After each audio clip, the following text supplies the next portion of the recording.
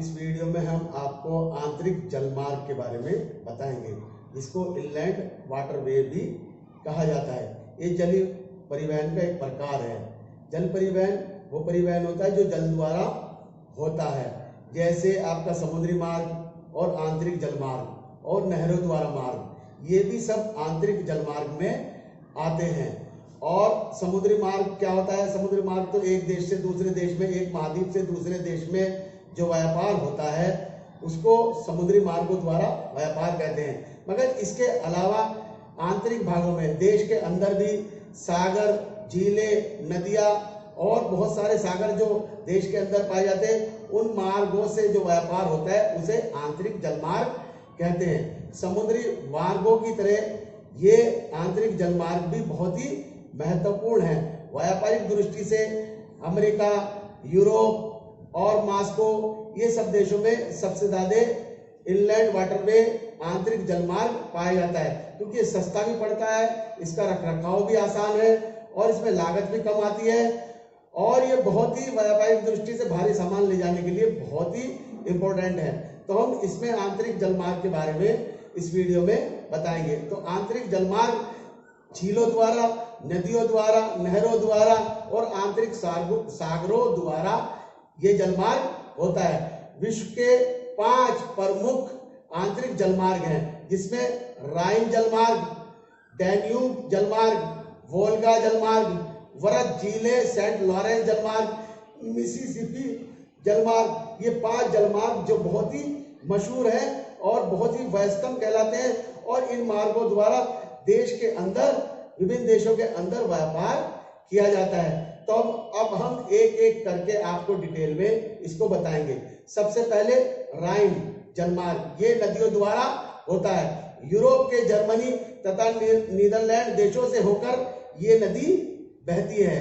ये जलमार्ग Switzerland, Germany, France, Belgium, Netherland के औद्योगिक क्षेत्रों को अटलांटिक सागरीय मार्ग से जोड़ता है। ये लगभग 700 किलोमीटर तक के मार्ग फैला हुआ है और नौकायन योग्य है। ये बहुत ही व्यस्तम जलमार्ग है।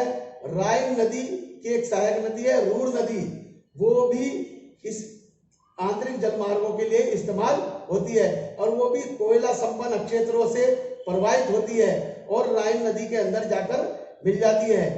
इस मार्ग से बहुत सारा व्यापार किया जाता है प्रतिवर्ष, जिसमें 20,000 से अधिक सागरीय जलयान गुजरते हैं और 2 लाख से अधिक आंतरिक माल वाहन पोत परिवहन कार्य करते हैं। दूसरा जलमार्ग आता है आपका डैन्यूब जलमार्ग।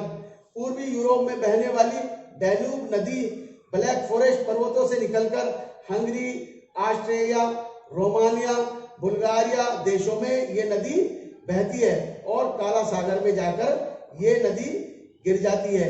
ये नदी टारना से वीरेन तक नौकायन योग्य है। ये भी बहुत ही इंपॉर्टेंट नदी जलमार्ग है। इसके बाद तीसरा जलमार्ग आता है वोल्गा जलमार्ग। रूस में वोल्गा नदी पाई जाती है और सर्वाधिक महत्वपूर्ण है। रूस की वोल्गा नदी सबसे महत्वपूर्ण जलमार्ग है। 11,200 किलोमीटर लंबा जलमार्ग है और नौकायन युग है।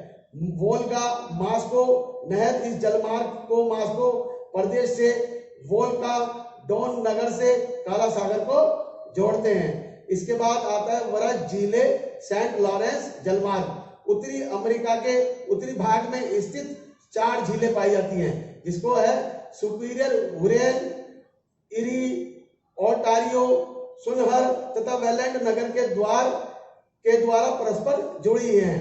कनाडा में क्यूबेक से महाद्वीप के आंतरिक भाग से 3,700 किलोमीटर लंबी दूरी तक ये जलमार्ग पाया जाता है और औद्योगिक दृष्टि से और आर्थिक दृष्टि से ये बहुत ही महत्वपूर्ण जलमार्ग है, क्योंकि इससे बहुत सारा सामान एक देश से दूसरे देश, एक शहर से दूसरे शहर भेजा जाता है। इसके बाद मिसिसिपी जलमार्ग आता है। मिसिसिपी ओहियो जलमार्ग संयुक्त राज्य अमेरिका में पाया जाता है। यह आंतरिक भागों को मैक्सिको की खाड़ी को जोड़ता है और मैक्सिको की खाड़ी के शीर्ष पर मिसिसिपी नदी के मुहाने पर अवस्थित न्यू ऑरलियंस बंदरगाह के मिसिसिपी मिसूरी नदी के संगम पर स्थित है। सेंट लुइस नगर तक के आंतरिक जल परिवहन की सुविधा है। मिसिसिपी जलमार्ग में आपकी मिसिसिपी नदी आती है और मिसूरी नदी भी आती है। ये सभी आपके अमेरिका, यूरोप और एशिया में पाए जाते हैं। ये बहुत ही महत्वपूर्ण है और इनसे बहुत ही व्यापार होता है और ये आंतरिक जलमार्ग की कैटेगरी में आते हैं। और इससे अगली वीडियो में हम आपको बताएंगे नहरों के बारे में, स्वेज कैनाल के और आपको पनामा नहर के बारे में बताएंगे, वो भी इंपॉर्टेंट जलमार्ग है। आपको ये वीडियो कैसी लगी? आप इसको लाइक करिए, शेयर करिए, सब्सक्राइब करिए और कोई भी सुझाव हो आप उसको बॉक्स में जाकर आप दे सकते हैं।